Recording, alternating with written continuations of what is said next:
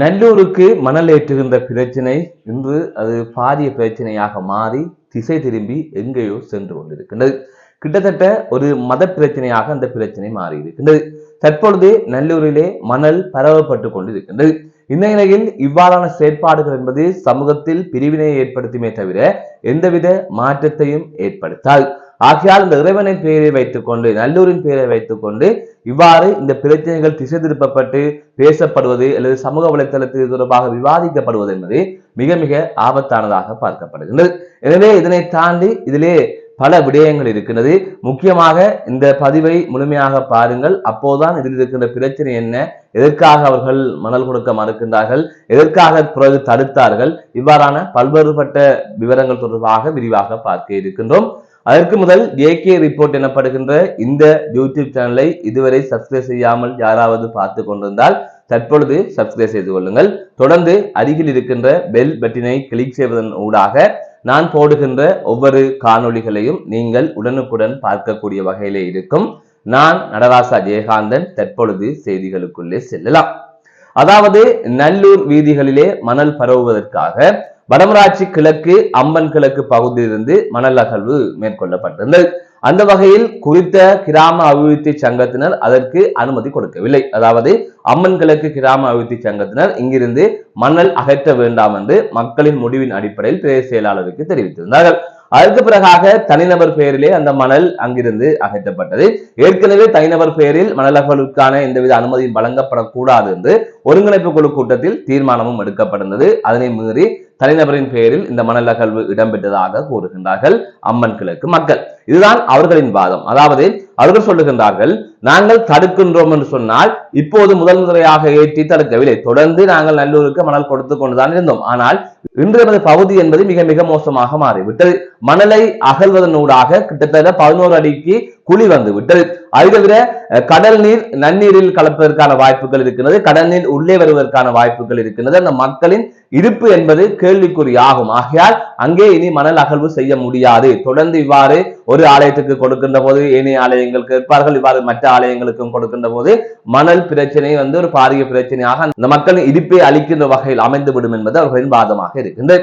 இவ்வாறான சூழ்நிலையில் தான் போலீஸ் பாதுகாப்புடன் அங்கிருந்து உளவு இயந்திரத்திலே மணல் ஏற்றப்பட்டது. அப்போது அப்பகுதியைச் சேர்ந்தவர்கள் உடனடியாக அந்த உளவு இயந்திரத்தை மறித்து ஆக்ரோஷமாக தடுத்து நிறுத்தினார்கள்.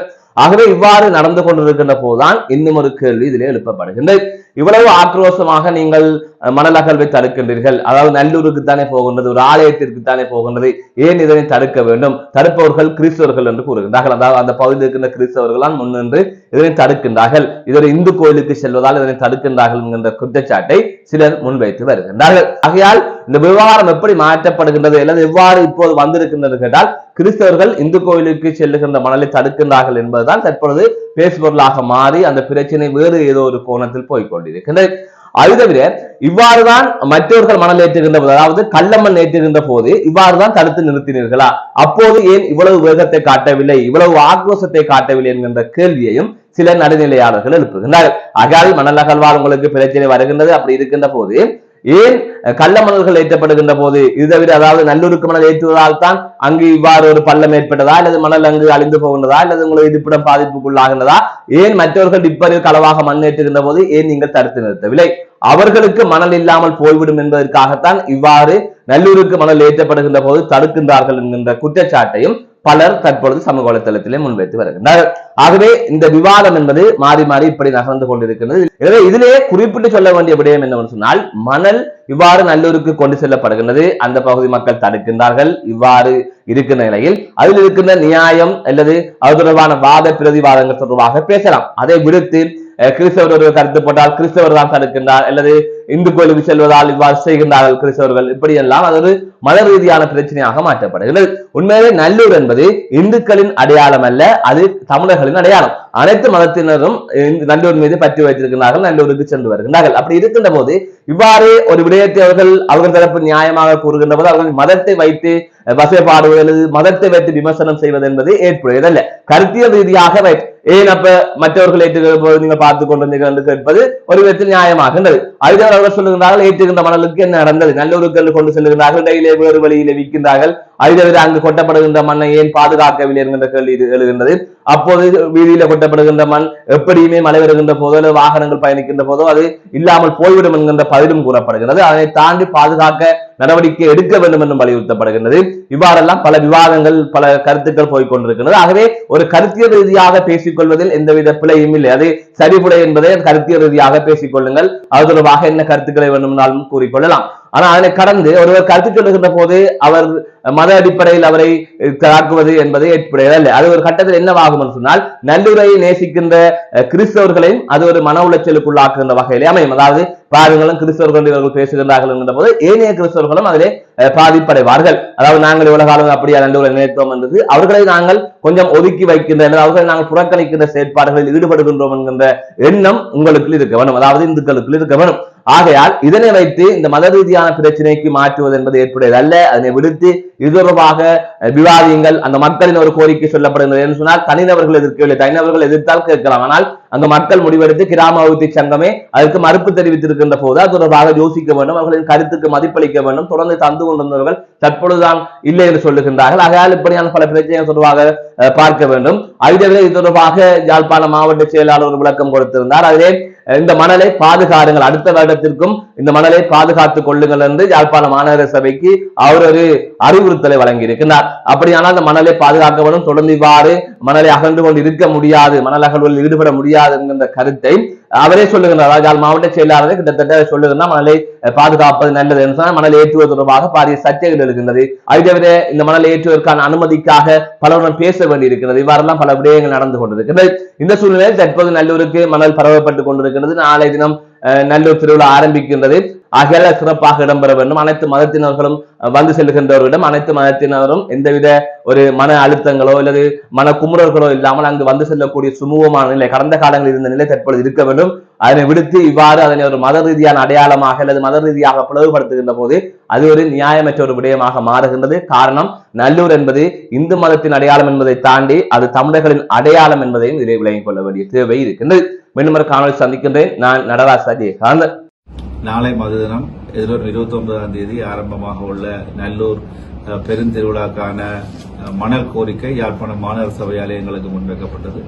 அந்த கோரிக்கை மருதங்கனி பிரதேச செயலாளருக்கு முன்வைக்கப்பட்ட போது பிரதேச செயலாளர்கள் அங்குள்ள சமூக மட்ட அமைப்புகள் பலவற்றோடும் தொடர்பு கொண்டு கலந்துரையாடலை மேற்கொண்டு அதுக்கான கோரிக்கையை முன்வைத்த போது அவர்கள் அதற்கு மறுப்பு தெரிவித்திருந்தார்கள். இருந்த போதிலும் நாகர்கோவில் கோயில் மேற்கு பிரதேசத்தைச் சேர்ந்த ஒரு விளையாட்டுக் கழகம் அதற்குரிய அனுமதியை வழங்கிய போது அதுக்குரிய கோரிக்கை வனஜீவராசிகள் திணைக்களத்துக்கு முன்வைக்கப்பட்டது. அதுக்குரிய அனுமதியை எங்களால் பெற்றுக்கொள்ள முடியாமல் இருந்தது.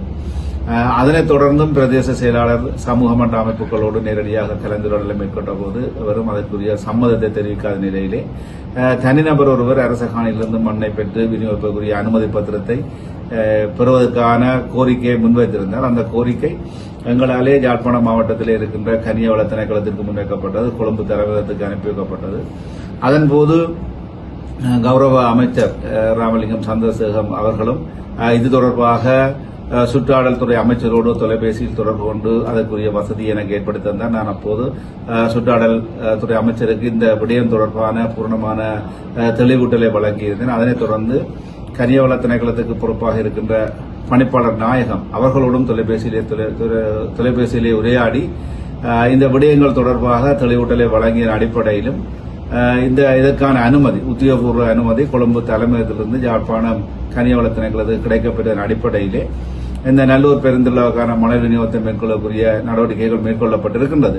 இருந்தாலும் அங்கு ஏற்பட்டிருக்கின்ற சில குழப்ப நிலைமை காரணமாக அங்கிருக்கின்ற சமூக மட்ட அமைப்புகள் அதற்கு எதிர்ப்பை வெளியிட்டிருக்கின்றார்கள்.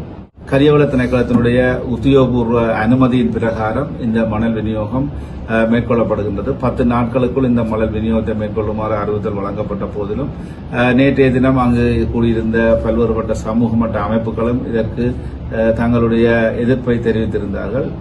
இருந்த போதிலும் நாங்கள் இம்முறை மாநகர சபைக்கு அறிவித்திருக்கின்றோம். இந்த இம்முறை மணல் கிடைக்கப்பெற்றார் அந்த மணலை தொடர்ந்தும் அடுத்த திருவிழாக்கு பயன்படுத்தக்கூடிய வகையிலே அதனை பாதுகாத்து நடவடிக்கை எடுக்குமாறும் நாங்கள் மாநகர சபையினுடைய ஆணையாளருக்கு கோரிக்கையை முன்வைத்திருக்கின்றோம். நல்லூர் கோவில் எதிர்வரும் 29ஆம் தேதி தொடங்க இருக்கின்றது. அதற்கான மணல் விநியோகத்துக்கான கோரிக்கை மாவட்ட செயலகத்தால் மருதங்கனி பிரதேச செயலகத்துக்கு அனுப்பி வைக்கப்பட்டிருந்தது 2 மாதங்களுக்கு முதல். அதன் அடிப்படையில் அங்கே இருக்கின்ற சமூக மட்ட அமைப்புகளிடம் அது தொடர்பாக சம்மதம் கேட்டு கிராம சேவையாளர்கள் மூலமாக என்னால் கோரிக்கை விடுக்கப்பட்டது. ஆனால் அந்த கோரிக்கைக்கு சமூக மட்ட அமைப்புகள் தங்களுடைய சம்மதத்தினை தெரிவிக்கவில்லை. இருந்தும் பின்னர் சமூக மட்ட அமைப்புகளையும் அழைத்து கிராம சேவையாளர்கள் அழைத்து ஒரு கூட்டம் ஒன்று நடத்தியிருந்தேன் எனது அலுவலகத்திலே.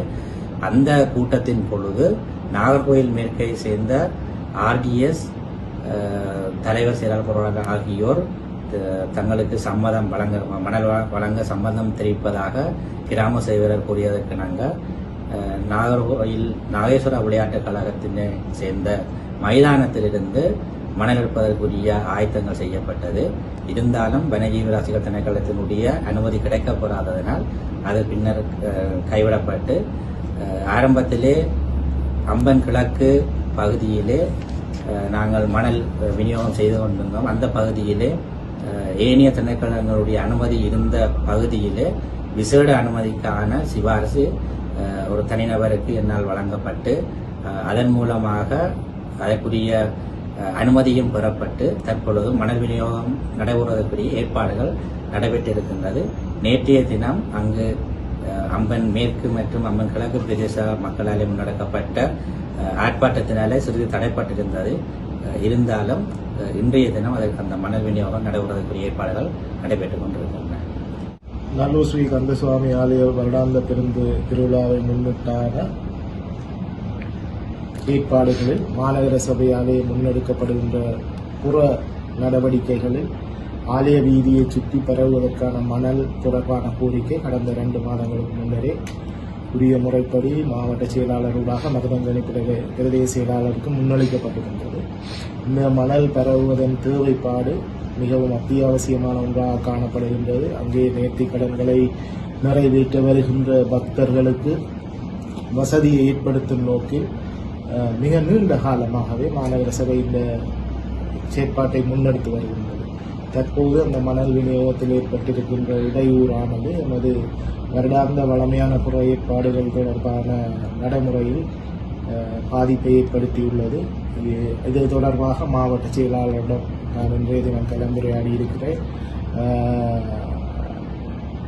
இந்த விடயத்திலே மணலை பெற்று உரிய நேரத்தில் கிடைக்கப்பெறுவதற்கான நடவடிக்கைகளை எடுப்பதுடன் ஏற்கனவே மாவட்ட செயலாளரினால் எங்களுக்கு அறிவுறுத்தப்பட்டதாக வழங்கப்படுகின்ற மணலை எதிர்வரும் காலங்களிலும் கிரமமாக பேணுமாறு வைக்கப்பட்ட கோரிக்கையும் மாநகர சபை அமர்விலே பரிசீலிக்கப்பட்டு உரிய நடவடிக்கை எடுக்க முன்னிலைப்படுத்தப்படும் என்பதையும் தெரிவித்துக் கொள்கிறேன்.